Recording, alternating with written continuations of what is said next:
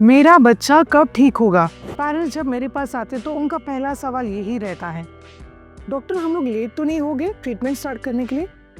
अभी होम्योपैथी नहीं स्टार्ट करते, अभी वेट करते, क्योंकि मेरे बच्चे को स्पीच डिले है। तो बाकी के घर के बच्चे जो भी चाचा मामा वगैरह सब लोग लेट बोले थे, तो मेरा बच्चा भी लेट बोलेगा। अगर आपके मन में भी पेरेंट्स ये सारे क्वेश्चंस हैं तो ये वीडियो एंड तक ज़रूर देखना, क्योंकि टाइमिंग ऑटिज्म और एडीएचडी में बहुत इंपॉर्टेंट रोल प्ले करता है। नमस्ते दोस्तों, मेरा नाम डॉक्टर माधुरी टेढ़ुरे है और मैं एक होम्योपैथी डॉक्टर हूँ। पिछले 18 सालों से मैं ऑटिज्म और एडीएचडी के बच्चों को ट्रीट करते आ रही हूँ और आज हम लोग बहुत इंपॉर्टेंट टॉपिक के ऊपर डिस्कस करेंगे। वो है early homeopathic intervention in autism and ADHD. क्या सच में ये टाइमिंग मैटर करता है?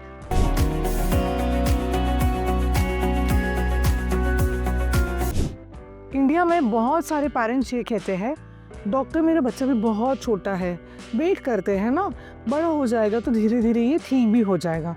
और कुछ पेरेंट्स ऐसे भी बोलते हैं कि डॉक्टर डायग्नोसिस मुझे लेट मिला, तो फिर अभी इतना लेट है तो फिर काम हो ही जाएगा ना, मतलब होगा कि नहीं होगा पता नहीं।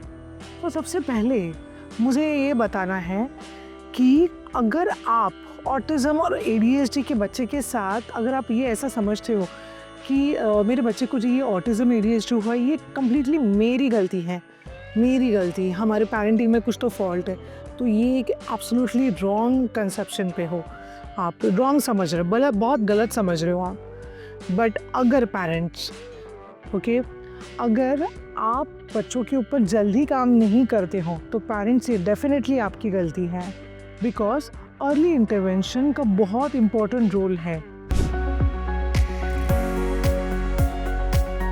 साइंटिफिक और क्लिनिकल एक्सपीरियंस दोनों ये कहते हैं कि जब छोटे रहते हैं तो उनके ब्रेन में ना प्लास्टिसिटी बहुत रहती है। मतलब क्या, जो भी हम चेंजेस करते हैं ना उसको बहुत रेडीली एक्सेप्ट करते रहते हैं। बच्चा जब छोटा रहता है तो उसके न्यूरल कनेक्शंस बहुत फ्लेक्सिबल होते हैं, बिहेवियरल पैटर्न्स डीपली फिक्स नहीं होते हैं, बॉडी रेस्पॉन्स बहुत ज़्यादा रिसेप्टिव होता है। इसी वजह से अर्ली होम्योपैथिक इंटरवेंशन बहुत अच्छे हद तक सपोर्ट देता है।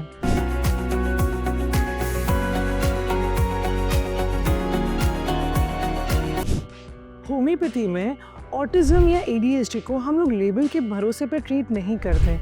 होम्योपैथी ये देखती है कि बच्चे का बिहेवियर कैसा है, बच्चा सेंसिटिव है कि नहीं है, बच्चा सोता कैसा है, बच्चे की भूख कैसी है, वो डर किस लिए रहा है, उसका एंगर पैटर्न क्या है, उसकी हाइपर एक्टिविटी का लेवल क्या है, उसकी जो डेवलपमेंट का है वो उसकी हिस्ट्री कैसी है, वो अपने माइलस्टोन्स कैसे अचीव कर रहा है। सो जब होम्योपैथी की बात होती है वो एक दिशा पे नहीं चलती है पेरेंट्स, वो 360 डिग्री को फॉलो करती है। मतलब बच्चे का social skills, academics, everything is been tackled in homeopathy. So जब इंटरवेंशन अर्ली होता है तो बच्चा इस होम्योपैथिक मेडिसिन को बहुत अच्छी तरह से रेस्पॉन्ड करता है। जो हम स्ट्रैटेजीज बताते हैं उससे उसको इम्प्रूवमेंट 10 गुना और ज़्यादा दिखाई देती है। लर्निंग और अटेंशन स्पैन जो रहता है उसमें बहुत सारे पॉजिटिव इफेक्ट दिखाई देती है। इसका मतलब ये नहीं है कि लेट कर स्टार्ट करने से कोई फ़ायदा नहीं होता है। पेरेंट्स, अगर आपको एक ऑप्शन दिया जाएगा कि 2 साल का बच्चा है और एक 10 साल का बच्चा है, तो आप मुझे बताइए कि दोनों में से किसको ज़्यादा फ़र्क पड़ेगा कोई भी चीज़ों से? डेफिनेटली 2 इयर्स का। बट इसका मतलब ये है कि हम लोग 10 साल के बच्चे के ऊपर काम नहीं करेंगे। पेरेंट्स भले ही लेट होता रहेगा, थोड़ा सा डिले होता रहेगा उसमें, बट येस हम लोग उसमें भी अग्रेसिव मोड पे ही काम करेंगे। फिर देन जस्ट कंपेयर, अगर मेरे पास एक बच्चा है 10 साल का और एक लड़का है 21 साल का, 20-21 साल का, तो अब इसमें बताओ मुझे कौन से इसमें मुझे जल्दी रिजल्ट मिलेगा? ऑफ कोर्स 10 साल के बच्चे में मुझे जल्दी रिजल्ट मिलेगा। So parents, it is never late to begin with, you no.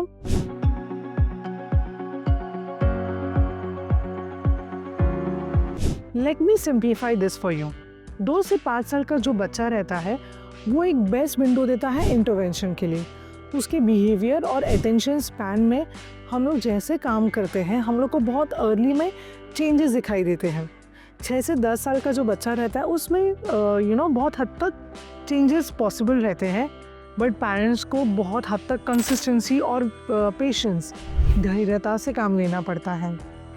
बच्चे जब 10 साल के हो जाते हैं तो उनमें भी इम्प्रूवमेंट होता है, बट टाइम के साथ थोड़ा सा वक्त और ज़्यादा लगता है उनको, और हमें बहुत होलिस्टिकली और बहुत कामली काम करना पड़ता है उनके साथ। सो होम्योपैथी में इट्स टू लेट ऐसा कुछ नहीं होता है, because earlier is easier.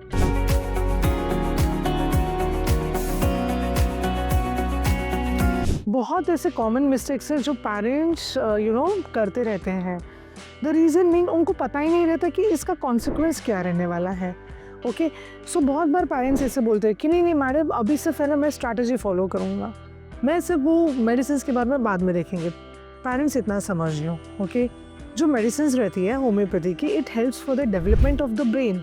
Okay, and then side by side वो जो स्ट्रैटेजीज हम लोग बताते हैं, कोई भी आपकी टीम वगैरह जो आपको स्ट्रैटेजीज बताती है, उससे वो न्यूरल कनेक्शंस को फॉर्म होने के लिए हेल्प होता है। कोई पेरेंट्स बोलता है कि नहीं अभी नहीं, बाद में देखेंगे, 1-2 महीने के बाद देखेंगे। 2-3 महीने में रिजल्ट नहीं आया तो पेरेंट्स लिटरली बंद कर देते हैं दवा। सिर्फ इम्पोर्टेंट चीज़ ये याद रखिए पेरेंट्स, ऑटिज्म और ADHD ये एक स्प्रिंट नहीं है, ये एक मैराथन है। होम्योपैथी में ग्रेजुअल और डीप लेवल तक काम करते हैं हम लोग।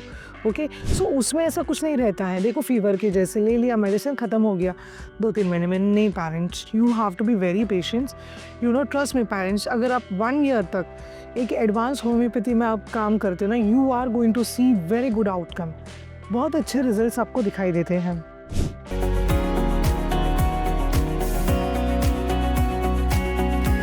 पेरेंट्स, जब कोई भी आप अर्ली होम्योपैथी इंटरवेंशन में काम करते हो, जहाँ पे एडवांस होम्योपैथी दिया जाता है बच्चे को, तो आप देखोगे कि आपके बच्चे का स्लीप साइकिल इम्प्रूव हो गया है।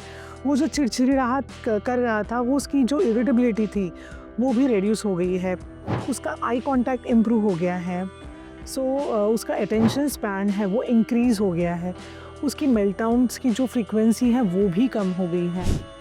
स्पीच या एकेडमिक्स से पहले बिहेवियर और रेगुलेशन बहुत इम्पोर्टेंट रहता है।